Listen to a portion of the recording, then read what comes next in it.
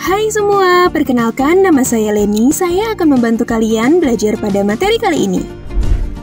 Kali ini kita akan menonton bersama serial dari 3 cara untuk mendesain teks pada pembelajaran. Cara pertama signaling text scheme, cara kedua explicit signals, dan cara ketiga typographical signals. Kita mulai dari cara yang pertama, yaitu signaling text scheme. Setelah menonton video ini, kamu mampu menjelaskan 5 struktur teks dari signaling text scheme. Signaling text scheme yaitu suatu rancangan teks untuk memberikan tanda atau sinyal kepada peserta didik dalam memahami sebuah teks pembelajaran. Terdapat 5 struktur teks sinyal yang biasa digunakan untuk membuat suatu rancangan teks dalam pembelajaran. Struktur pertama adalah daftar item atau ide, yaitu membuat penyusunan terhadap suatu hal bisa berupa objek atau ide pada teks pembelajaran. Sinyal teks ini biasanya digunakan untuk menggunakan kata-kata seperti pertama, kedua, ketiga, dan selanjutnya, yang dapat memberikan sinyal teks kepada peserta didik untuk memahami suatu urutan dari penyusunan sebuah daftar item atau ide.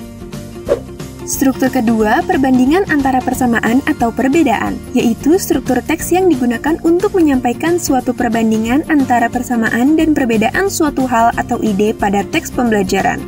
Sinyal teks yang biasa digunakan untuk perbandingan persamaan biasanya ditandai dengan kata yang bermakna serupa, seperti contohnya kata sama, seperti halnya, demikian juga sejalan dengan.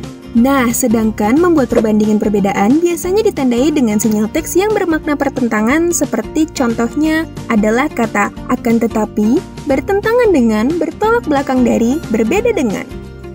Struktur ketiga, tempo uraian waktu, yaitu struktur teks untuk mengatur tempo uraian waktu dalam membaca pada teks pembelajaran.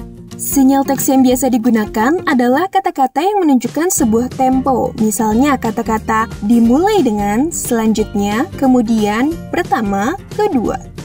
Struktur keempat, sebab akibat, yaitu struktur teks untuk menyampaikan teks yang memiliki hubungan antara dua ide atau peristiwa.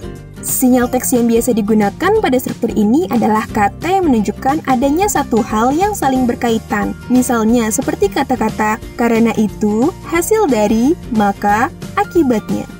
Struktur kelima, definisi dan contoh, yaitu struktur teks untuk menyampaikan sebuah konsep dan memberikan contoh dari sebuah konsep.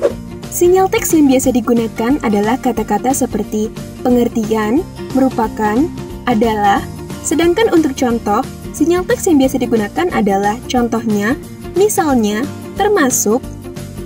Dengan demikian, dapat disimpulkan 5 struktur teks signaling text scheme yaitu 1. Daftar item, 2. Perbandingan antara persamaan dan perbedaan, 3. Tempo uraian waktu, 4. Sebab akibat, 5. Definisi dan contoh. Terima kasih sudah menonton video ini. Kamu juga bisa membaca lebih lanjut lagi terkait materi ini pada bahan belajar lainnya yang tersedia dalam online learning UNJ. Pada video selanjutnya, kamu akan menonton cara kedua dalam mendesain teks pembelajaran yaitu explicit signals. Sampai bertemu di video selanjutnya.